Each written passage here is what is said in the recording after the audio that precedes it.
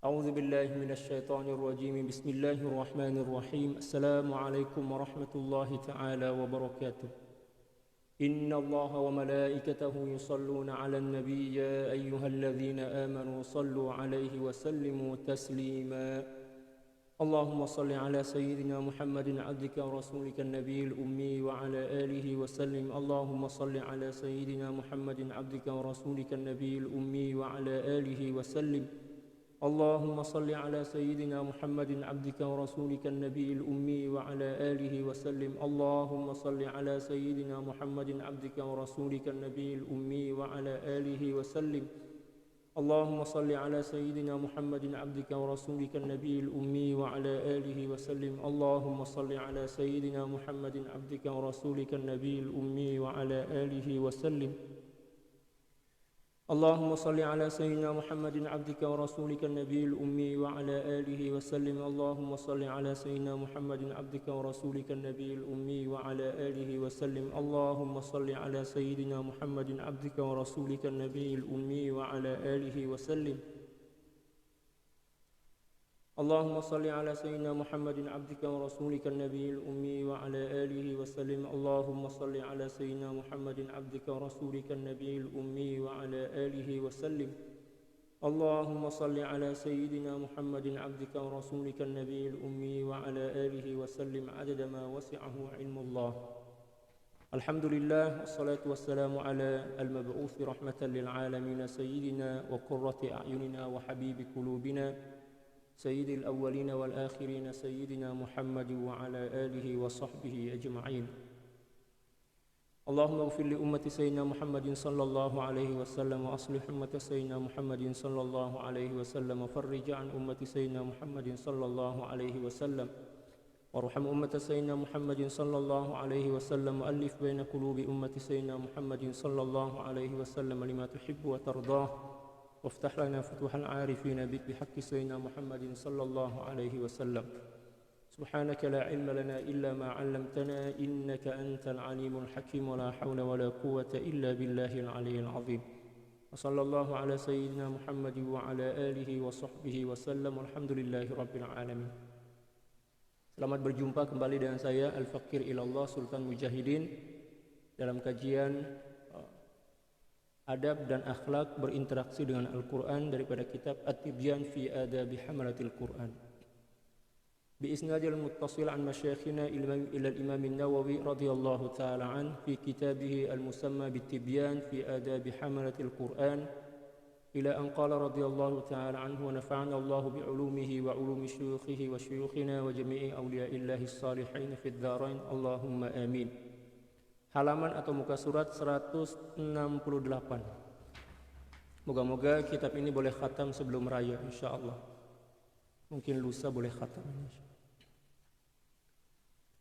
Qal faslun wa yanbaghi liman arada as-su'ala an taqdim ayatin ala ayatin fil mushaf aw munasabati hadhihi al-ayati fi hadha al-mawdi' wa nahwi dhalika ay yaqula mal hikmatu fi hadha fi kadza.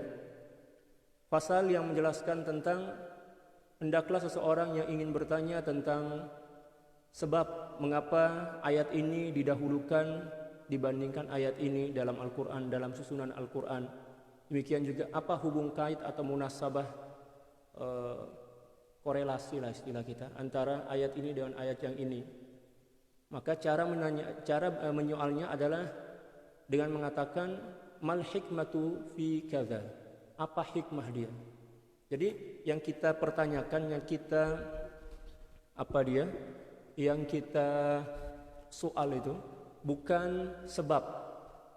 Sebab bila mana kita bertanya tentang sebab berkenaan dengan penyusunan ayat dalam Al-Quran ataupun hubung kait antara satu ayat dan ayat yang lain, itu dikira sebagai su'ul adab. Ya, dikira sebagai sesuatu yang kurang ajar lah. Sebab seolah-olah kita menyoal tentang apa yang telah ditetapkan oleh Allah Subhanahu wa taala melalui baginda Rasulullah sallallahu alaihi wasallam. Kalau sekiranya pun kita nak tahu, maka cara kita bertanya adalah bertanya tentang hikmah dia, bukan bertanya tentang asbab dia. Ini satu di antara hubung kait antara pembahasan ini dengan tajuk sebenar daripada kitab ini, yaitu adab-adab berinteraksi dengan Al-Quran. Macam itu kan. Jadi kalau kita nak tahu tentang sesuatu ayat, mengapa Allah Subhanahu wa taala letak sebelum ini atau sesudah ini, kita jangan bertanya tentang sebab dia, tetapi kita bertanya tentang hikmah dia. Ya. Karena kalau kita bertanya tentang sebab, itu dikira sebagai su'ul adab. Tapi kalau kita bertanya tentang hikmah dia, maka itu dikira sebagai satu di antara cara untuk beradab kepada Al-Quran. Macam itu. Ini di antara perkara-perkara yang halus dalam pembahasan tentang adab. Nampak macam biasa aja, nampak macam serupa, tapi sebenarnya jauh berbeza. Ya, macam itu. Jadi yang kita tanya adalah mal hikmatu fi kadza. Apa hikmah Allah Subhanahu wa taala letak ayat ini lebih dahulu dibandingkan ayat ini? Atau apa hikmah munasabah ayat ini dengan ayat ini? Macam itu. Jangan kita tanya sebab dia. Kalau bertanya tentang sebab itu dikira sebagai su'ul adab.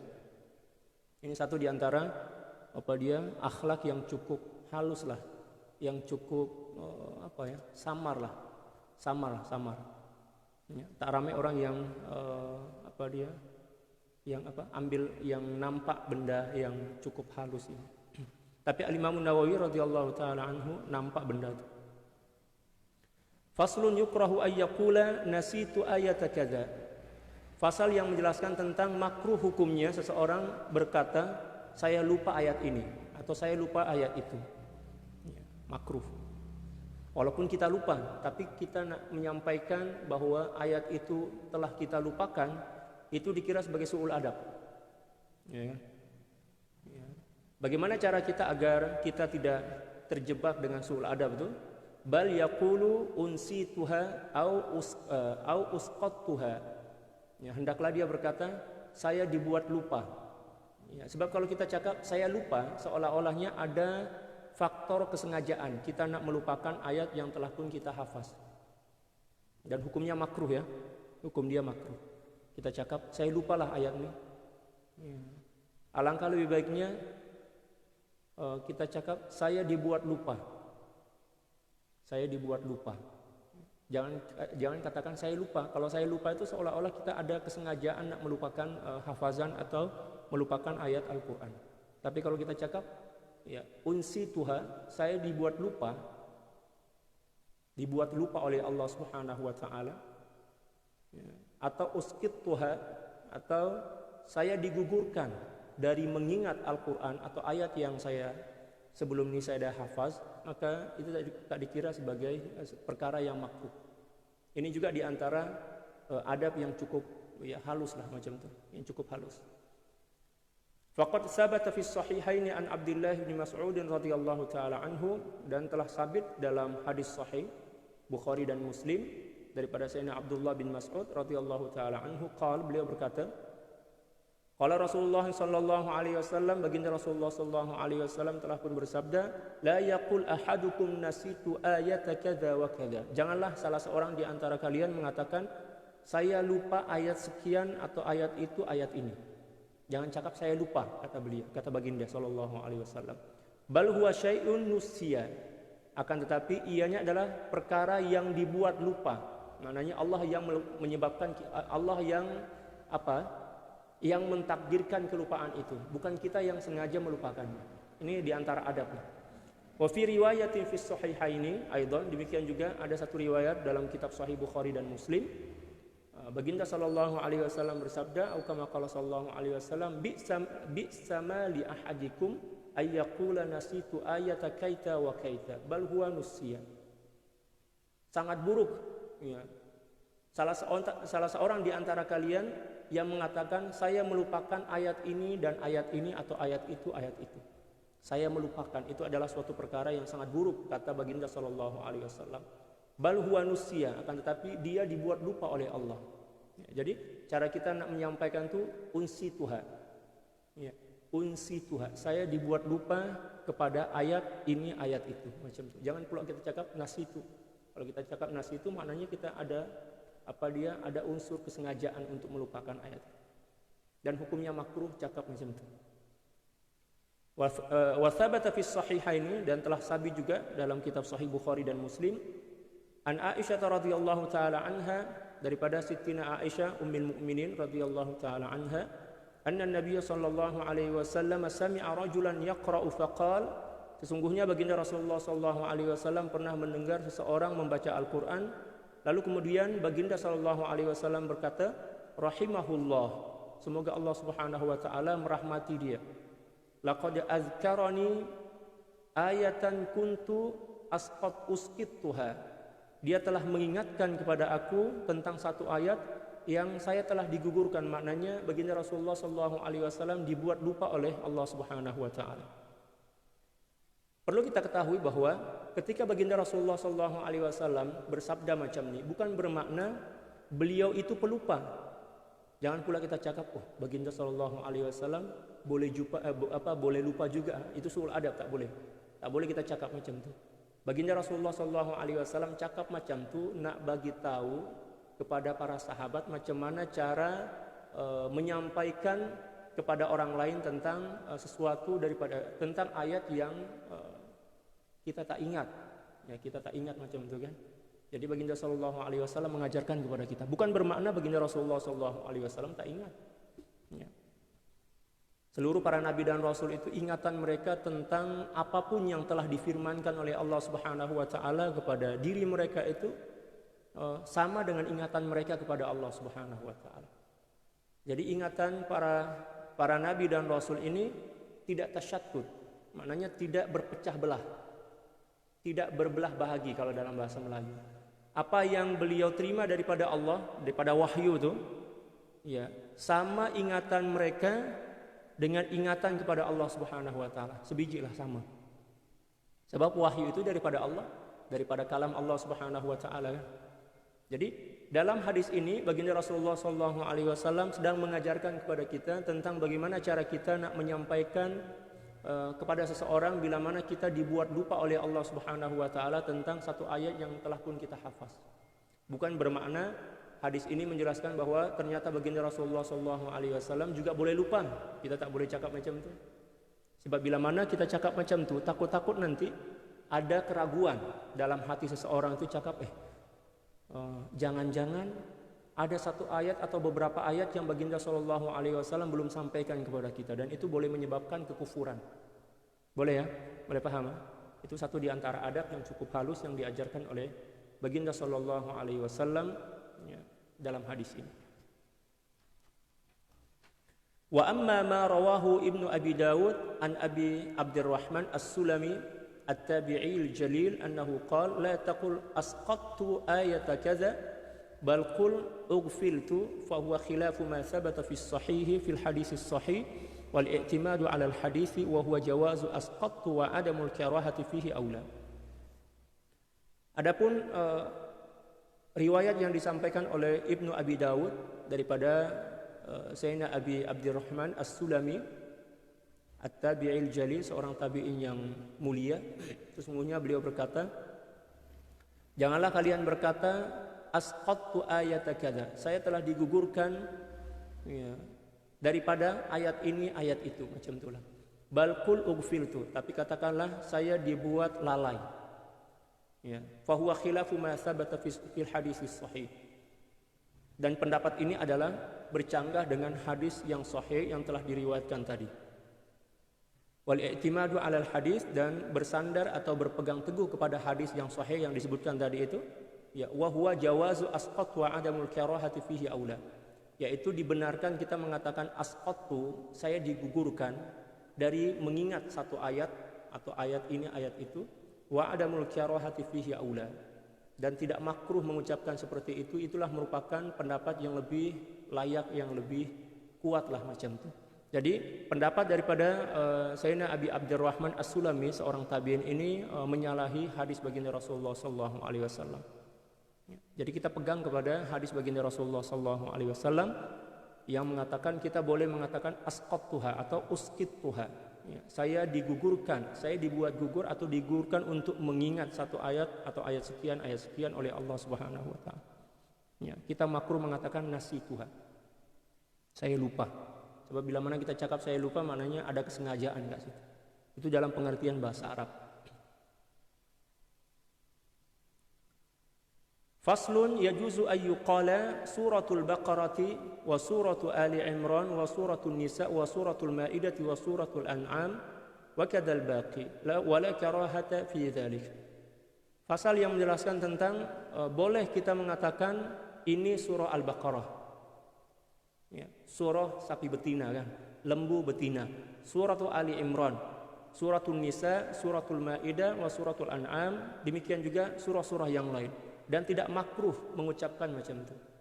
Mengapa beliau cakap macam ini? Sebab ada di antara para ulama yang mengatakan makruh mengatakan suratul Baqarah. Ya, makruh mengatakan suratul Nisa. Terus melekatkan antara surah dengan nama surah itu. Ada separuh ulama yang mengatakan makruh, tapi jumhur ulama mengatakan tak. Itulah mengapa beliau letak penjelasan penjelasan tadi dalam kitab ini.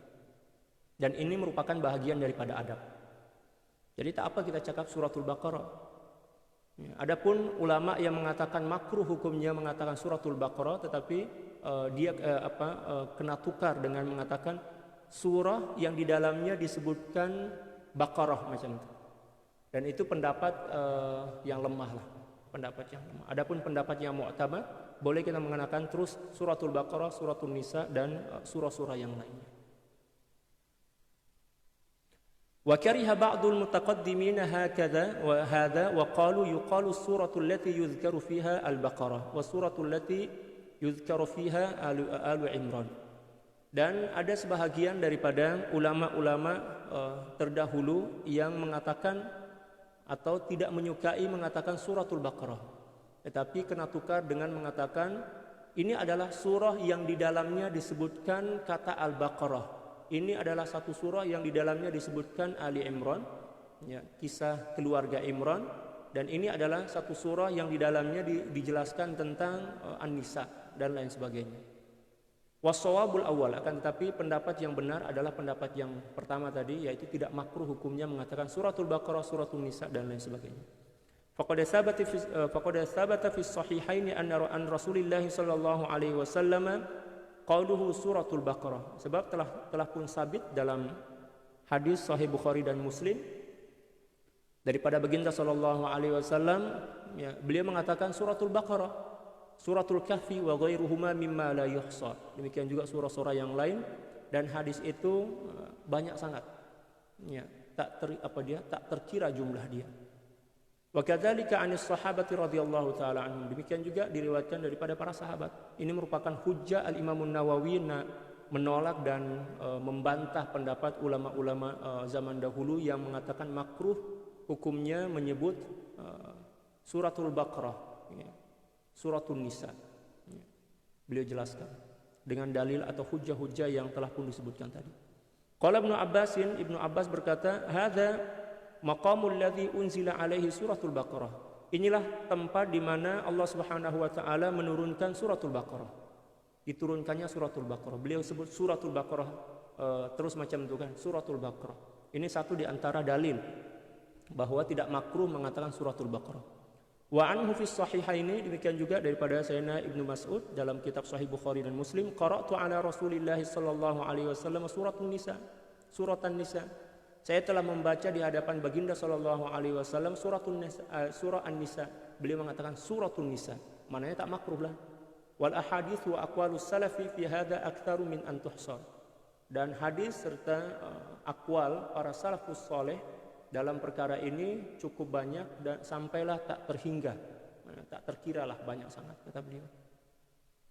Wa fi surati lugatani al-hamzu wa tarkuhu. Dalam penyebutan surah ada dua cara penyebutan. Boleh menyebut surah, boleh menyebut surah. Macam itu kan. Jadi nanti kalau datang ke Arab, ada orang sebut surah itu dengan menggunakan surah, jangan cakap itu tak betul. Sebab memang penyebutan surah ini ada dua cara dia. Yang pertama adalah surah, yang kedua adalah surah. Macam itu. Wa tarku afsah, tetapi dengan membuang hamzah itu lebih lebih fasih lah. Surah bukan surah, walaupun dua-duanya boleh kita guna. Wa huwa alladzi jaa bihil Qur'an, dan cara membaca yang pertama itulah yang diajarkan oleh Al-Qur'an. Wa mimman dzakara al-lughataini Ibnu Qutaibah fi gharibil hadis, dan di antara ulama yang menyebutkan penyebutan surah itu dengan dua penyebutan yaitu surah dan su'rah adalah Sayyidina Ibnu Qutaibah dalam kitab beliau yang bertajuk Gharibil Hadis.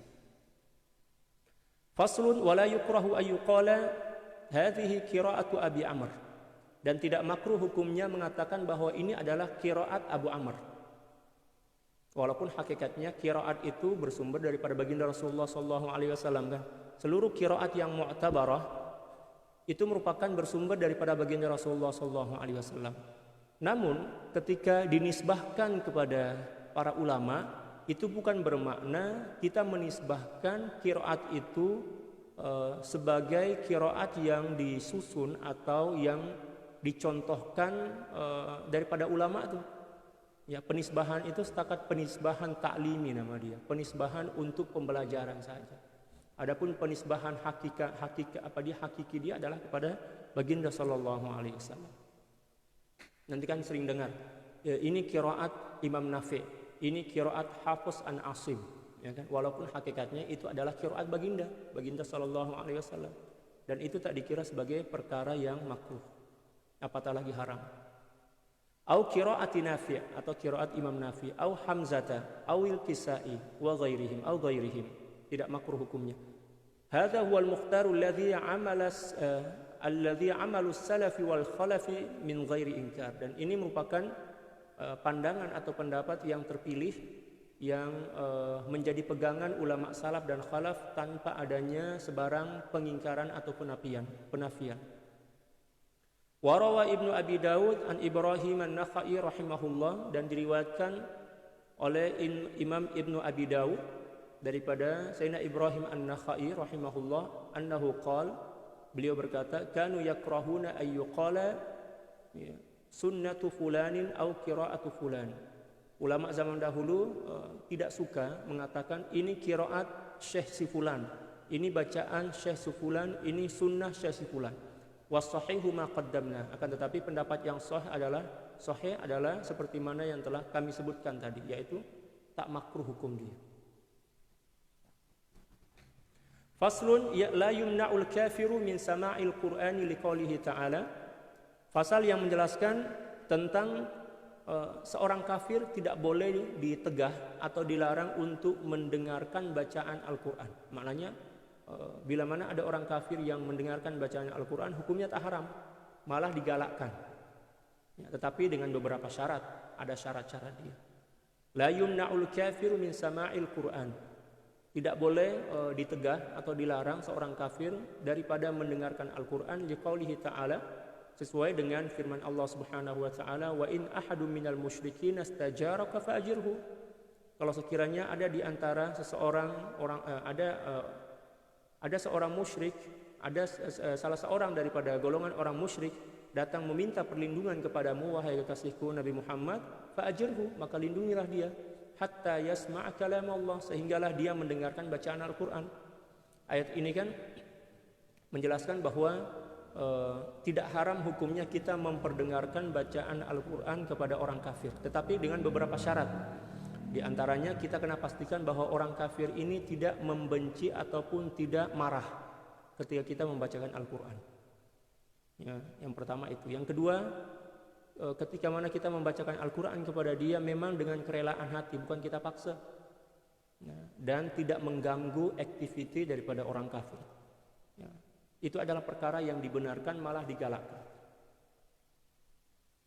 Malah kalau di video yang viral itu kan, ya, ada di antara kaum muslimin yang buat satu bukan prank sebenarnya, satu program lah saja, datang jumpa dengan orang kafir nak memperdengarkan bacaan Al-Quran ataupun bacaan solawat ataupun bacaan azan. Dan ternyata ramai di antara dia orang itu yang terkesan kan, ya, sampai ada di antara dia orang yang menangis kan, ya, menangis dan pada akhirnya masuk Islam, ya, macam itu. Wa yumna'u min masil mushaf, akan tetapi tak dibenarkan bagi orang kafir untuk menyentuh Al-Quran. Adapun mendengarkan Al-Quran itu tak ada masalah. Wa hal yajuzu ta'limuhul Quran? Nah, satu soalan, adakah seseorang dibenarkan untuk mengajarkan Al-Quran kepada non-Muslim. Ya, qala ashabuna, ya, para imam dari mazhab Syafi'i mengatakan in kana la yurja islamuhu lam yajuz ta'limuhu. Kalau sekiranya tak ada tanda-tanda harapan dia boleh masuk Islam, ya, tak ada tanda-tanda yang dia ini boleh menerima Islam, maka tak boleh kita mengajarkan Al-Quran kepada dia. Wa in rujiya islamuhu fa fihi wajhan.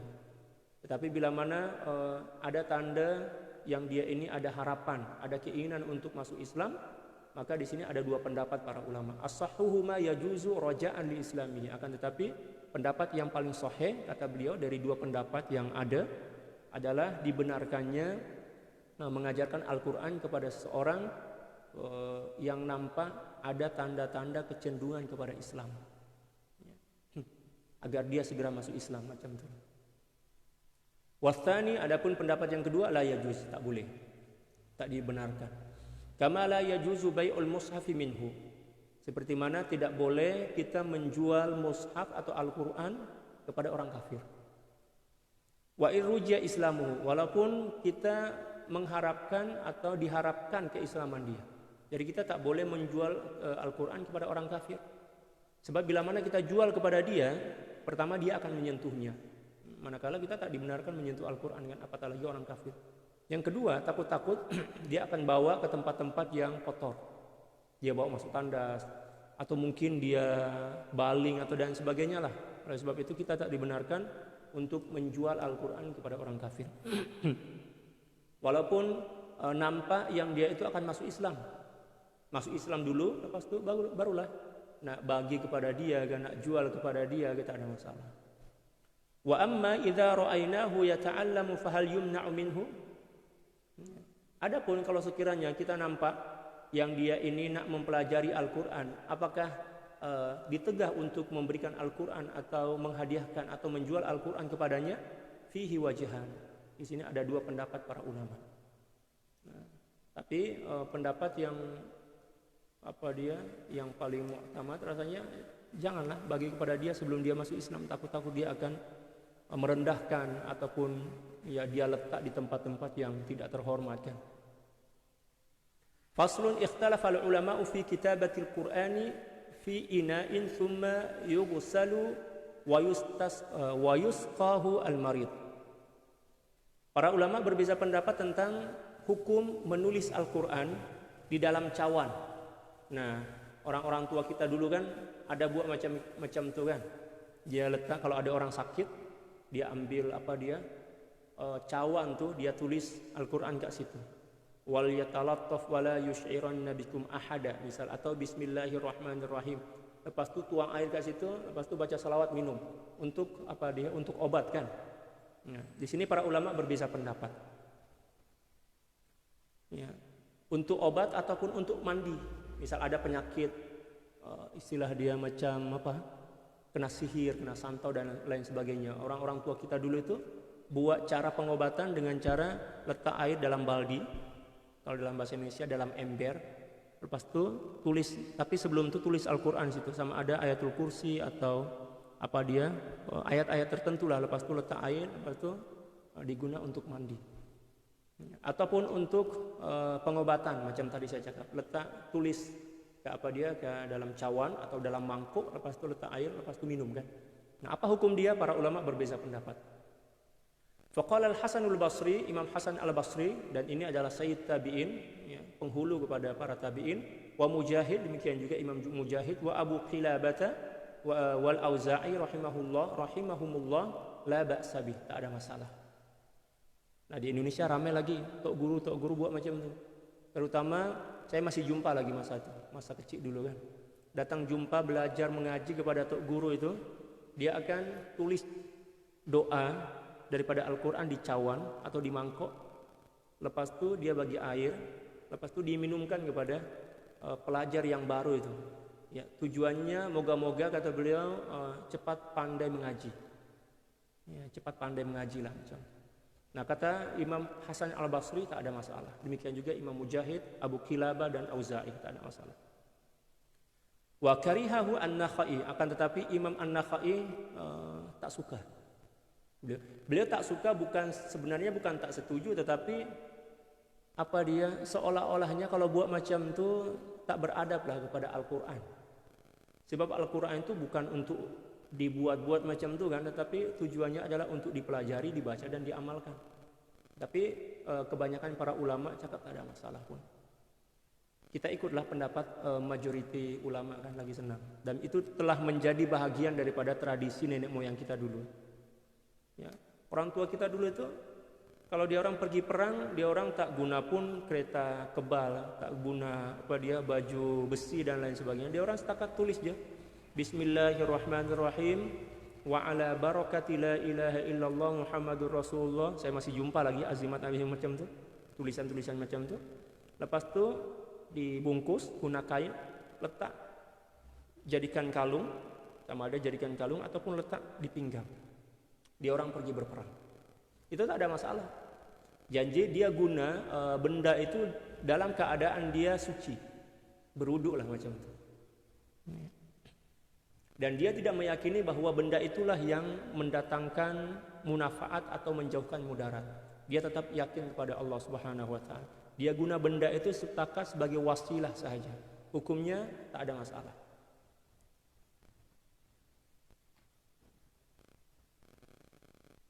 Qala al-Qadhi Husain wal Baghawi wa ghairuhuma min ashabina. Al-Qadhi Husain, demikian juga Imam Baghawi dan lain sebagainya, dan ulama-ulama lain daripada mazhab Syafi'i, walau kataba al-Qur'ana 'ala al-halwa wa ghairiha wa amin al-at'imati fala ba'sa bi akliha.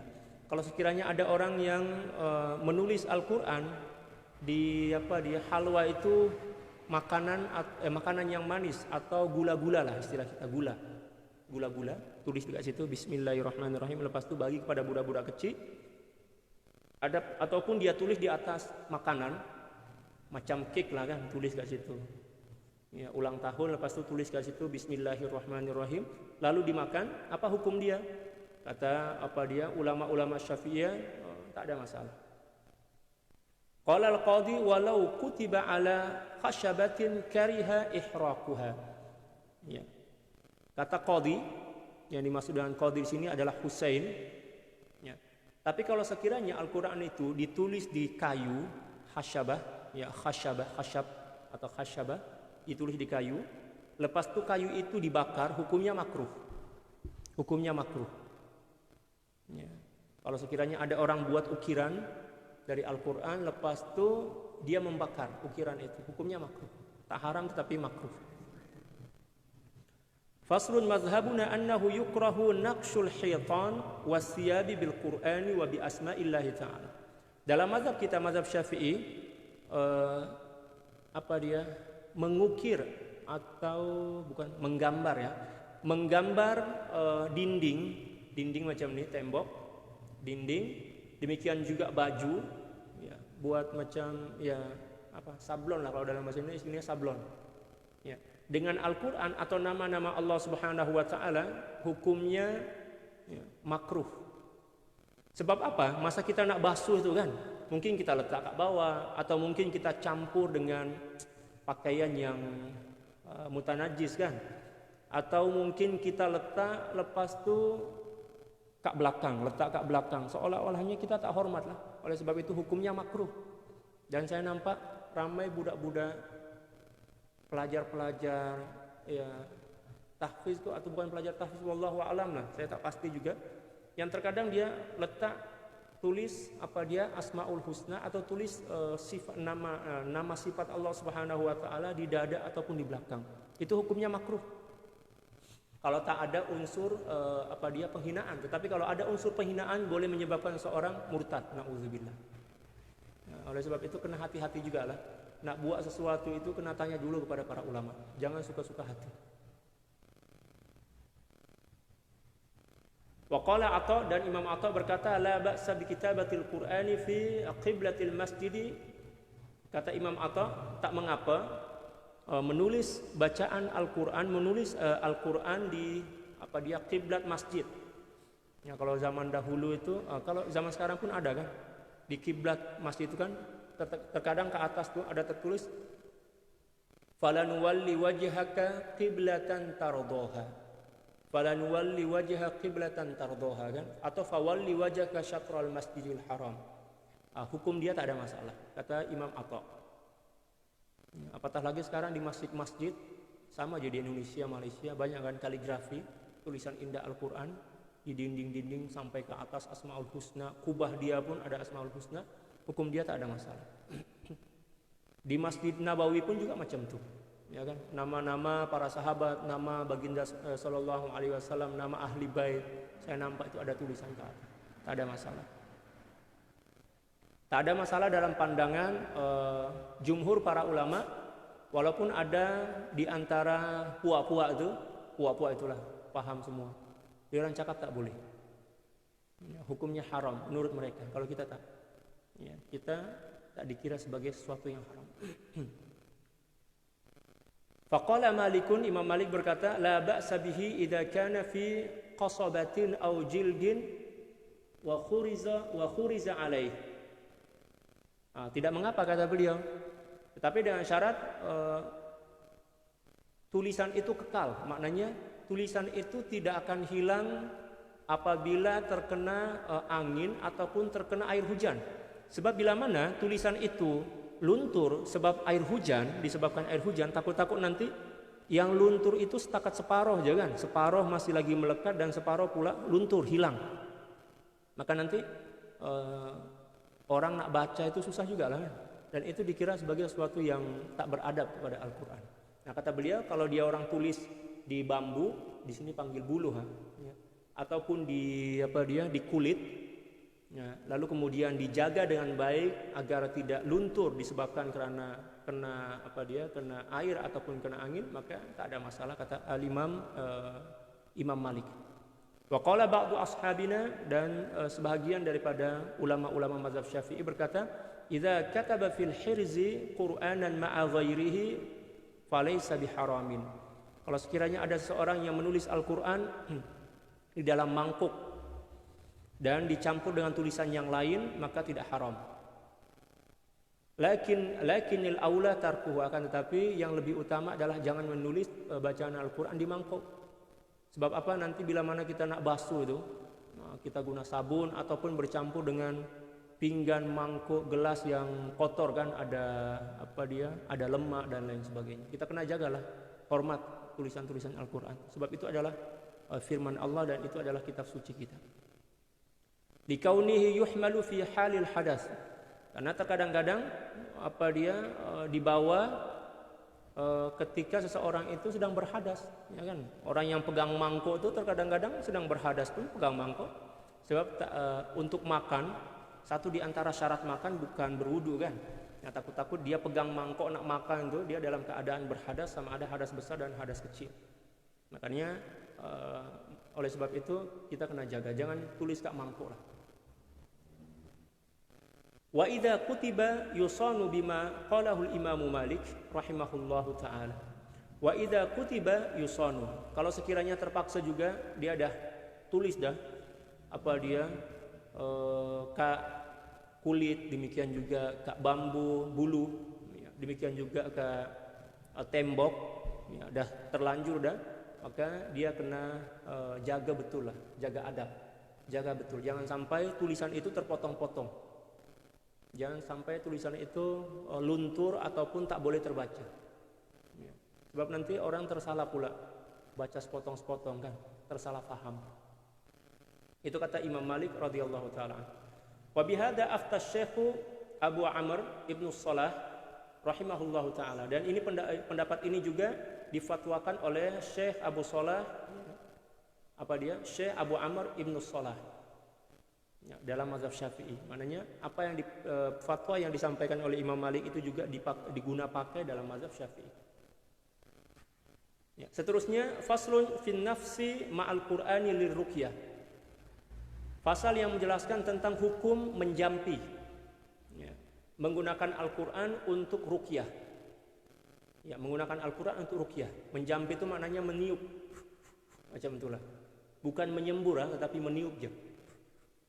Ya, ada orang sakit zaman dahulu, kan, orang-orang sakit itu atau nenek moyang kita takat ambil apa dia, daun-daun rumput, dijampilah, baca bismillahirrahmanirrahim, al-fatihah, baca al-fatihah, lepas itu tiup, sembuh, bismillah, barakah, la ilaha illallah Muhammadur Rasulullah, letak ke atas luka atau apa dia sakit itu, dalam 1-2 hari terus sembuh. Itu maksud daripada an-nafas ma'al Qur'ani liruqyah. Apa hukum dia? Nanti kita tengok. Rawa Ibnu Abi Dawud an Abi Hujaifata as-sahabi radhiyallahu ta'ala an, diriwayatkan oleh Ibnu Abi Dawud daripada Abi Juhaifa, seorang sahabat radhiyallahu ta'ala an. Wasmuhu Wahbun ibnu Abdillah, nama beliau adalah Wahab bin Abdillah. Wa qila ghairu dzalik, ada juga yang mengatakan nama beliau bukan itu. Wa anil Hasanil Basri wa Ibrahim an-Nakhai annahum karihu dzalik. Demikian juga diriwayatkan daripada Sayyidina Hasan al-Basri dan Ibrahim an-Nakhai, ya, beliau tak suka menjampi, ya, menggunakan bacaan Al-Qur'an. Jadi para ulama berbeza pendapat. Ada di antara para ulama yang cakap ini tak boleh lah, tak suka, ya, makruh hukum dia. Ada ulama yang cakap boleh, buat aja, tak ada masalah. Wal mukhtaru anna dzalika laisa bimakruhin. Akan tetapi kata Al-Imam An-Nawawi radhiyallahu ta'ala an, pendapat yang terpilih hukum dia tak makruh. Ya, buat air jampi kan. Ada orang yang sakit perut misal, ataupun mungkin ya macam kena sihir lah, kita buat air jampi. Kalau di sini orang cakap, orang panggil air penawar. Datang jumpa dan tak guru bagi air mineral itu, dia jampi minum. Ya, kalau kita yakin insya Allah. Sebab memang Al-Quran itu juga adalah obat kan. Wa nunazzilu minal Qur'ani ma huwa syifaa'un linnas. Janji kita yakin. Kalau tak yakin, kita minum puluhan liter pun tak sembuh-sembuhlah penyakit itu. Jadi kesembuhan itu sebenarnya memang berasal daripada Allah, dan Allah Subhanahu wa taala akan bagi kesembuhan mengikut kadar keyakinan kita. Kalau kita yakin insya Allah kita sembuh, kalau tak yakin tak sembuh lah. Sebab kesembuhan itu Allah letak pada keyakinan. Baginda sallallahu alaihi wasallam pernah bersabda, atau kama qala sallallahu alaihi wasallam, ud'ullaha wa antum muqinuna bil ijabah. Mohonlah sesuatu kepada Allah tetapi dengan syarat. Ya. Orang kena yakin, kalau tak yakin tak jadi. Kalau tak yakin tak jadi. Kalau yakin, macam atuk nenek moyang kita dulu, bismillah aja senjata dia orang tuh. Sakit obat dia bismillah, nak jalan di atas air ya doa dia bismillah, kebal daripada tusukan pedang, tusukan lembing dan lain sebagainya, panah, amalan dia orang bismillah. Kalau kita sekarang ada orang kena sihir misalkan, kena santau, ya, dibacakan Al-Quran 30 juzuk pun tak mempan. Sebab apa? Orang yang baca tak yakin. Jadi terpulang kepada keyakinan lah sebenarnya. Yakin itu yang menyebabkan apa yang kita buat itu berkhasiat. Ya, ada kekuatan lah daripada Allah. Bal huwa sunnatun mustahabbah, kata Al-Imam Nawawi. Malah kata beliau, menjampi-jampi menggunakan Al-Quran ini adalah sesuatu yang sunnah, yang sangat digalakkan. Faqad sabata an Aisyah radhiyallahu taala anha, sebab telah diriwayatkan daripada Siti Aisyah ummul mukminin radhiyallahu taala anha, anna Nabiy sallallahu alaihi wasallam kana idza awa ila firashihi kulla lailatin jama'a kaffaihi thumma nafatha fihima faqara'a fihima qul huwallahu ahad wa qul a'udzu birabbil falaq wa qul a'udzu birabbin nas thumma yamsahu bihima mastata'a min jasadihi yabda'u bihima ala ra'sihi wa wajhihi. Masya Allah. Ya. Kata Imam Nawawi, ini adalah perkara yang sunnah dan digalakkan. Seperti mana yang telah diriwayatkan daripada Siti Aisyah, bahwa sesungguhnya baginda sallallahu alaihi wasallam bila mana beliau nak tidur, beliau akan menjampi-jampi untuk diri beliau sendiri kan. Angkat tangan, baca kulhu sekali, qul a'udzu birabbil falaq sekali. Ada nanti dalam riwayat yang lain 2 kali, 3 kali ya. Ini riwayat yang lain nih. Sekali-sekali, qul a'udzu birabbin nas sekali, qul a'udzu birabbil falaq sekali, lepas itu tiup. Lepas itu beliau menyapukan seluruh tubuh badan beliau yang boleh terjangkau oleh tangan beliau, dimulakan dengan kepala dan muka. Ya. Dimulakan dengan kepala dan muka. Mananya macam ini. Sunnah dimulakan dengan kepala, boleh juga mulakan dari mulut. Selalunya yang kita nampakkan dimulakan dengan muka lalu ke kepala kan. Kalau yang diajarkan oleh baginda sallallahu alaihi wasallam menurut riwayat Siti Aisyah, yabda'u bihima ala ra'sihi wa wajhihi, dimulakan dengan kepala. Beliau letak setelah tiup, baca ayat itu, lepas itu tiup. Tapi jangan sampai keluar ludah. Ya, tiup aja. Lepas letak kepala, sapu ke muka, lepas itu sapu ke seluruh tubuh badan kita yang terjangkau oleh dua telapak tangan kita. Wama aqbala min jasadih, demikian juga sampailah ke belakang, jasad belakang, bahagian belakang baginda sallallahu alaihi wasallam. Yaf'alu dzalika thalatha marrat. Beliau melakukannya 3 kali sebelum beliau tidur. Jadi beliau baca dulu sekali, qul huwallahu ahad, qul a'udzu birabbil falaq, qul a'udzu birabbin nas, lepas itu tiup itu sekali. Lepas itu buat pula sampai kepada yang ketiga kali. Itu riwayat yang pertama. Adapun riwayat yang lain pula yang kami terima daripada guru kami, dimulakan dengan kulhu dulu 3 kali. Kulhu aja, qul huwallahu ahad 3 kali, lepas itu tiup, sapu seluruh tubuh badan. Lepas itu yang kedua kali qul a'udzu birabbil falaq 3 kali baca untuk sekali sapuan macam itu. Dan yang ketiga qul a'udzu birabbin nas. Jadi ada 2 riwayat. Tak ada masalah, mana-mana pun boleh kita amalkan sebab kedua-dua riwayat ini riwayat sahih. Hadis dia sahih. Wa fi riwayat dan beberapa riwayat yang lain disebutkan dalam kitab Sahih Bukhari dan Muslim ziyadatu ala hadza. Ya. Jadi lebih daripada itu kata beliau. Fa fi ba'dihha qalat Aisyah, dalam separuh riwayat Siti Aisyah berkata radhiyallahu taala anha, falamma ishtaka kana ya'muruni an af'ala dzalika bih. Ketika mana baginda sallallahu alaihi wasallam ishtaka bukan berkeluh kesah, tetapi yang dimaksud ishtaka di sini adalah kurang sehat. Ya. Ada terkadang-kadang masa itu di suatu masa tertentu baginda sallallahu alaihi wasallam kurang sehat, mungkin terlalu letih, lelah sebab berkhidmat ya kepada umat kan. Ya, berdakwah, menjenguk orang, melawat orang yang sakit, dia lepas itu memandikan jenazah dan lain sebagainya. Banyaklah aktiviti baginda sallallahu alaihi wasallam. Beliau kurang sehat, maka Siti Aisyah diperintahkan oleh baginda sallallahu alaihi wasallam untuk menjampi beliau. Menjampi. Jadi Siti Aisyah yang buat.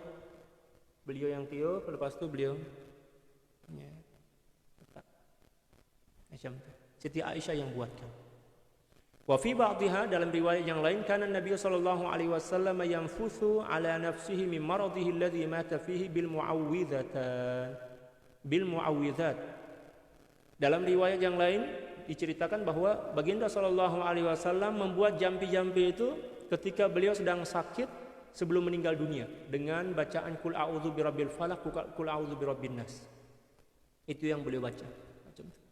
Mananya banyak sangat hadis yang menjelaskan tentang kesunahan kita buat jampi-jampi macam ini. Dipanggil ruqyah. Kalau istilah kita jampi aja kan. Kalau tak silap jampi lah kalau istilah kita dalam bahasa Melayu. Ya, ruqyah kalau dalam bahasa Arabnya.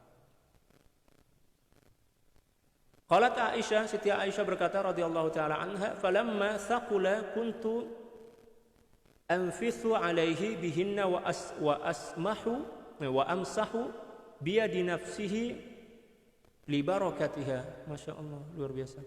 Dan riwayat yang lain pula Siti Aisyah menyebutkan ketika mana baginda sallallahu alaihi wasallam tak mampu nak buat sebab beliau kurang sehat, maka Siti Aisyah yang buat. Lepas itu Siti Aisyah meniup di tangan baginda. Jadi Siti Aisyah yang baca ayat itu, lalu beliau meniup di tangan baginda sallallahu alaihi wasallam. Ya. Lalu Siti Aisyah inilah yang menyapukan tangan baginda sallallahu alaihi wasallam kepada tubuh badan baginda sallallahu alaihi wasallam.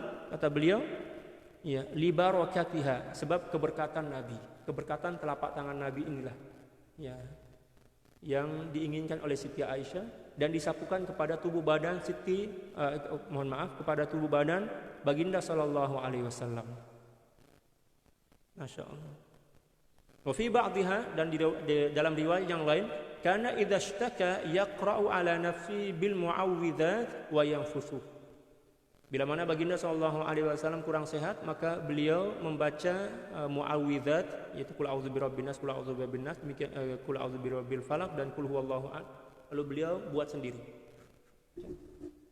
Dan memang sunnah kita buat sekurang-kurangnya sebelum tidur. Tapi kalau kita boleh buat 3 kali sehari. Yang pertama setelah atau selepas sholat subuh, dengan niat untuk melindungi diri kita dari benda-benda yang tak elok lah di siang hari. Lepas itu pula nanti setelah sholat maghrib sekali, dan sebelum tidur sekali. Macam itu. Tapi kalau boleh tak boleh nak buat 3 kali, 2 kali boleh, tak ada masalah. Buat ketika setelah sholat subuh dan sebelum tidur. Itu hukumnya sunnah. Sebab kita tak tahu lah, mungkin ada orang yang hasad kepada kita kan, ada orang yang benci, ada apalah makhluk halus atau jin, syaitan yang nak mencelakai kita. Bila mana kita baca itu, insyaallah Allah Subhanahu wa taala akan menjaga kita. Qala ahli lughah, ya, pakar bahasa berkata, an-nafsu nafkhun latifun bila riqin wallahu a'lam. Yang dimaksud dengan nafas, an-nafsu menggunakan ta, adalah tiupan yang lembut tanpa disertai dengan ludah. Jadi maknanya tiup macam itu, ya, sikit je. Tapi yang saya dengar daripada guru hadis kami, disunnahkan kita kena buat dengan sedikit, ada ludah sikit je, ya, 1 atau 2 titik je kata beliau. Yang penting ada sikit lah. Jadi di sini perbezaan pandangan para ulama dan itu biasa. Ya, tengok keadaan lah. Kalau sebelum tidur tadi makan jering, tak payah guna ludah. Jangan walaupun sikit kan. Tapi kalau dah berus gigi dah, kita nak mengamalkan cara yang kedua tadi, yaitu meniup sambil keluarkan sedikit je. Ya. Sapu tubuh badan boleh juga. Sebab memang pada ludah kita itu ada keberkatan. Mohon maaf ya, ini kata para ulama, setiap ludah bagi setiap muslim itu ada keberkatan, terutamanya ahli zikir dan juga penghafaz Al-Quran yang rajin membaca Al-Quran. Ya. Tapi di zaman sekarang kita jijik kan, ya. Malah terkadang satu cawan itu kita tak mampu nak guna bekas orang lain.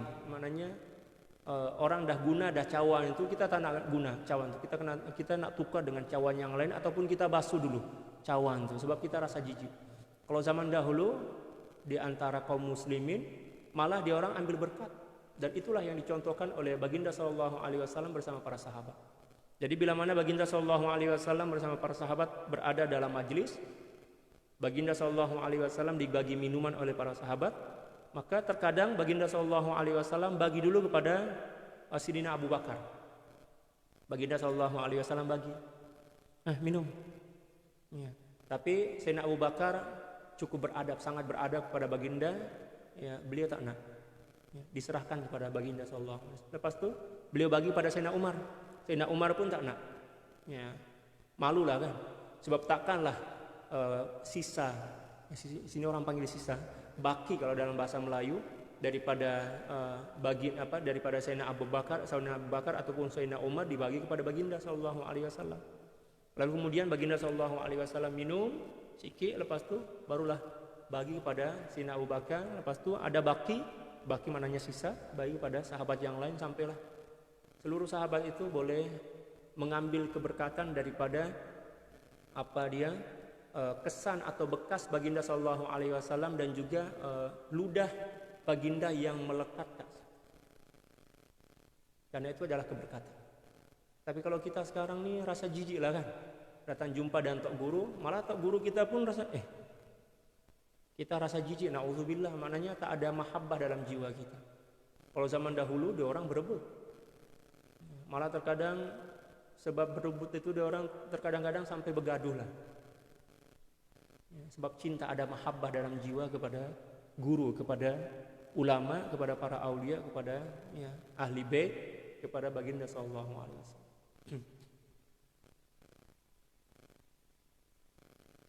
Malah terkadang zaman dahulu tu saya masih jumpa lagi masa itu. Ada orang yang datang daripada kampung jauh sangat, jauh daripada kampung dia, datang sekadar nak jumpa dengan tok guru, nak bagi minum, nak ambil berkat lah kan, berkat. Sisa daripada atau baki daripada tok guru itulah yang dia orang bawa balik rumah. Ya bawa balik lah. Lepas tu campur pula dengan air minum yang lain kan campur agar semakin banyak dan dibagikan kepada ahli keluarga dengan niat untuk mendapatkan keberkatan daripada ilmu, kesolehan dan juga ketakwaan serta akhlak daripada tok guru itu. Dan apa yang berlaku memang cukup berkesan dalam keluarga masyarakat kita zaman-zaman dahulu. Anak dia orang itu soleh-soleh sebab apa? Berkat mahabbah kepada tok guru, berkat doa daripada tok guru. Lepas itu pula berkat baki makanan tok guru lah, makanan dan minuman tok guru. Kalau sekarang memang kita jijik lah, terkadang-kadang kita jemput tuan guru misalkan, ada baki makanan, kita terus buang ke tempat sampah, buang macam itu. Kita tak berani nak makan, ya, sebab kita merasa jijik kan. Na'udzubillah, maknanya tak ada mahabbah dalam jiwa kita. Kalau zaman dahulu masa kami nyantri atau menjadi santri lah, menjadi duduk pondok itu, pondok pesantren, memang berebut. Malah terkadang kalau cawan itu dah habis dah air dia, letak air. Dah habis, letak pula air. Nak ambil berkah lah. Dan memang ada berkat dia. Sebab kata para ulama, su'rul mu'minin syifa. Ya, bekas dalam bahasa Indonesia bekas atau dalam bahasa Melayu baki, makanan dan minuman daripada seorang mukmin itu adalah obat. Ya, tapi jangan pula kita buat macam itu di musim corona ini memang kita tak dibenarkan lah. Ya, kecuali kepada seseorang yang memang ya tidak diragukan yang dia ini bebas dia negatif daripada corona, bolehlah kita buat macam itu. Zaman dahulu itu kalau ada genduri ataupun ada jamuan makan, cawan itu satu aja. Cawan itu akan pusing, berputar. Yang itu. Berputar, satu minum, ada baki, yang lain pula minum. Tak ada rasa jijik walaupun sedikit. Demikian juga orang Arab masa saya belajar dulu, dia orang buat macam satu, cawan itu satu aja. Kalau kita di Indonesia, di Malaysia ini masing-masing ada cawan. Kita nak guna cawan kawan itu sanggup kita basuh dulu baru kita guna, sebab kita rasa jijik. Tak ada keberkatan lah. Maknanya tak ada mahabbah dalam jiwa kita. Kena ada mahabbah, sebab itu adalah satu di antara benda yang diberkati oleh Allah Subhanahu wa taala seperti yang saya cakap tadi. Apa dia? Riq itu artinya ludah. Ludah seorang mukmin itu ada keberkatan. Pertama, sebab dalam jiwa dia ada iman. Yang kedua, mesti dia berzikir. Sebab seorang mukmin semalas apapun dia, insya Allah tetap sholat lah kan, tetap mengucapkan la ilaha illallah walaupun mungkin sekali-sekala dalam sehari, tapi dia tetap mengucapkan. Dan keberkatan itu bersumber daripada ucapan ayat-ayat itulah. Ya. Demikian juga sangat digalakkan, sangat disunahkan istri ya. Minum baki daripada minuman suami atau makanan suami. Itu sunnah. Nak ambil berkat daripada suami dan untuk memperkuat mahabbah. Ada kawan saya di Lombok, tahun lepas saya pergi melawat dia. Dia penghafaz Al-Quran, sahabat saya dulu di pondok. Subhanallah. Dia pun belajar kat Mesir dan sekarang jadi tok guru besar lah.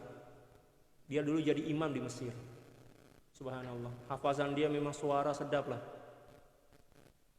Masa saya datang melawat ke pondok dia itu, ada jamuan makan kan, ada jamuan makan.